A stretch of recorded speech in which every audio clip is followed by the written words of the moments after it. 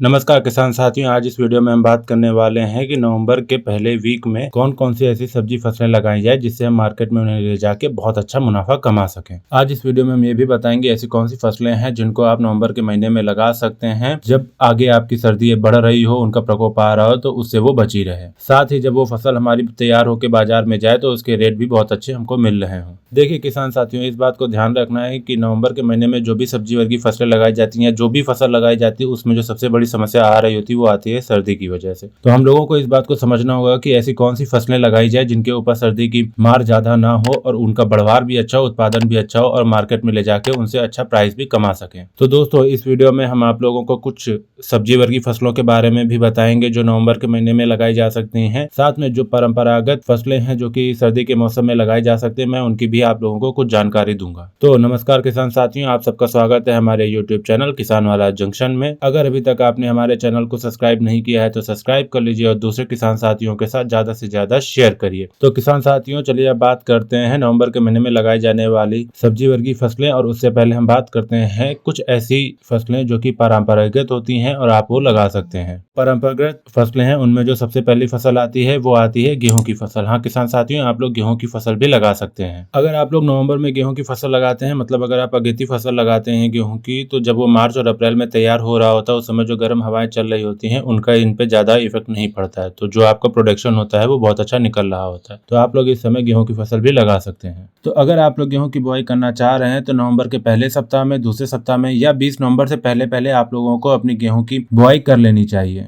इसके बाद बात करते हैं कि दूसरी परंपरागत खेती में आप लोग क्या कर सकते हैं। ऐसी कौन सी फसल है जिसको लगा सकते हैं। तो आप लोग दूसरी फसल में जौ की खेती कर सकते हैं। जौ की खेती हमारे भारत में बहुत कम होती है, लेकिन इसकी जो डिमांड है दर साल बढ़ती चली जा रही है। इसके बाद बात करते हैं तीसरी परंपरागत फसल के बारे में कि आप लोग कौन सी लगा सकते हैं। तो आप लोग सरसों की बिजाई कर सकते हैं। तो किसान साथियों, अगर आप लोग नवंबर के महीने में सरसों लगाने जा रहे हैं तो आप लोगों को इस बात का ध्यान रखना है कि सरसों के पौधे के बीच की जो दूरी होती है वो बराबर बनाकर रखिए। अगर आप सघन बुआई करते हैं तो आगे चल के जब ओस आएगी तो उसमें फंगस वाली बीमारियां ज्यादा देखने को मिलेंगी आपको अपनी सरसों की फसल में। तो आप लोगों को इस बात का ध्यान रखना चाहिए। जो व्हाइट रेस वाली प्रॉब्लम आती है, मैं उनके बारे में बात कर रहा हूँ। अगर आप लोग नवंबर में सरसों की बिजाई करने जा रहे हैं तो आप लोगों को पौधे की दूरी थोड़ी बढ़ाकर रखनी है। जो अगेती वाली फसलें हैं उनसे ज्यादा बढ़ाकर आप लोगों की बिजाई होनी चाहिए, तब आप लोग बहुत अच्छा मुनाफा कमा ले जाएंगे। चलिए अब बात करते हैं सब्जी वर्गी फसलों के बारे में। ऐसी कौन सी सब्जी वर्गी फसलें हैं जिनको नवंबर के महीने में आप लगा के बहुत अच्छा मुनाफा कमा सकते हैं। देखिए किसान साथियों, नवंबर और दिसंबर के महीने में किसान साथी सब्जी की फसलें लगा तो लेते हैं, लेकिन कुछ ही किसान साथी हैं जो अच्छा मुनाफा उससे कमा सकते हैं, क्योंकि नवंबर और दिसंबर के महीने में लगाई गई सब्जी फसलों के ऊपर जो सबसे ज्यादा डर होता है वो होता है पाले का डर। जो लोग इस समस्या को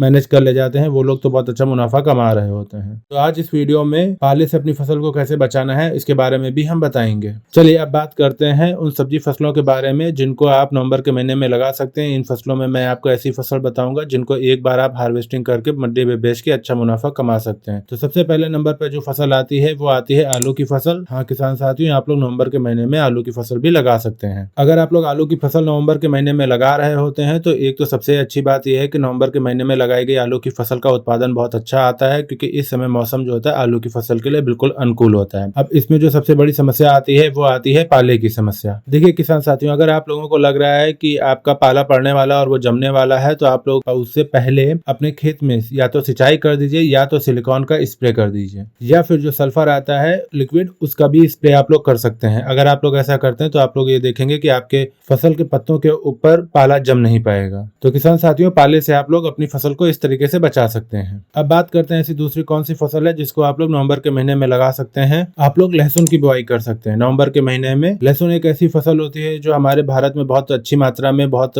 बड़े एरिया में लगाया जाता है और इसके बाजार भाव भी आप लोगों को बहुत अच्छे मिल रहे होते हैं। तो आप लोग नवंबर के महीने में लहसुन की बुआई भी कर सकते हैं। लहसुन, प्याज, आलू, अदरक ये ऐसी फसलें हैं जिसमें किसान साथी एक झटके में ही बहुत अच्छा पैसा कमा रहा होता है। तो आप लोग नवंबर में लहसुन भी लगा सकते हैं। अब इसके बाद में बात करते हैं उन फसलों के बारे में जिनमें आप तुड़ाई करके हार्वेस्टिंग करके लगातार कुछ मुनाफा कमा सकते हैं, अच्छा मुनाफा मार्केट से कमा सकते हैं। तो जो सबसे पहले फसल आती है वो आती है हरी मटर की फसल। हाँ किसान साथियों, आप लोग हरी मटर की फसल भी लगा सकते हैं। देखिए किसान साथियों, जिन किसानों ने अक्टूबर और सितंबर में हरी मटर की फसल लगाई हुई थी, अगेती फसल लगाई थी, वो फसल तो अब तैयार होकर तुड़ाई करने के समय पे आ चुकी है। देखिए किसान साथियों, जो किसान सितंबर के महीने में हरी मटर लगा रहा होता है, एक तो उसको अच्छे भाव मिल रहे होते हैं, और जो किसान नवंबर के महीने में हरी हरी मटर की फसल लगा रहा होता है उसको बहुत अच्छे भाव मिल रहे होते हैं। तो आप लोग इस समय हरी मटर लगा सकते हैं। नवंबर में लगाई गई हरी मटर जो होती है उसको बाजार से बहुत अच्छे रेट मिल रहे होते हैं, तो आप लोग इस समय हरी मटर भी लगा सकते हैं। अब बात करते हैं उत्पादन का, तो जो उत्पादन है वो नवंबर वाली हरी मटर जो होती है उसका ज्यादा निकलता है और साथ में जो बीमारियां होती हैं वो बहुत कम लग रही होती हैं। सितंबर के महीने में जो हरी मटर लगाई गई है उनकी अपेक्षा इस समय लगाई गई मटर का उत्पादन ज्यादा होता है और बीमारियां बहुत कम होती हैं, तो आप लोग इस समय हरी मटर भी लगा सकते हैं। इसके बाद जो फसल आती है वो आती है हरी मिर्च और शिमला मिर्च की फसल। हाँ किसान साथियों, इस समय आप हरी मिर्च और शिमला मिर्च की फसल भी लगा सकते हैं। नवंबर की जो हरी मिर्च और शिमला मिर्च की फसल लगाई जाती है उसके बाजार में बहुत अच्छे प्राइस मिल रहे होते हैं, क्योंकि जो इस समय मार्केट में हरी मिर्च और शिमला मिर्च आ रही होती है वो जून जुलाई की होती है, तो वो खत्म हो रही होती है। तो इस समय आप हरी मिर्च और शिमला मिर्च की फसल भी लगा सकते हैं, क्योंकि जो नवंबर में आप हरी मिर्ची लगाते हैं ये जब तुड़ाई करके मार्केट में जा रही होती है उस समय मिर्ची का जो होता है मार्केट में शॉर्टेज आ गया होता है, इस वजह से आप लोगों को मिर्ची के बहुत अच्छे रेट मिल रहे होते हैं। तो आप लोग इस समय हरी मिर्ची भी लगा सकते हैं। तो किसान साथियों, इस वीडियो में हमने आपको कुछ परंपरागत फसलें बताई हैं और कुछ सब्जी वर्गीय फसलें बताई हैं। इनमें से आप कोई भी फसल लगा सकते हैं और मार्केट से बहुत अच्छा मुनाफा कमा सकते हैं। तो किसान साथियों, अगर इस वीडियो में बताई गई जानकारी आप लोगों को अच्छी लगी है तो वीडियो को लाइक करें, कमेंट करें। साथ में अभी तक अगर आपने हमारे चैनल को सब्सक्राइब नहीं किया है तो सब्सक्राइब कर लें और दूसरे किसान साथियों के साथ ज्यादा से ज्यादा इसको शेयर करें ताकि वो भी इस वीडियो को देखकर अपना लाभ उठा सकें। धन्यवाद।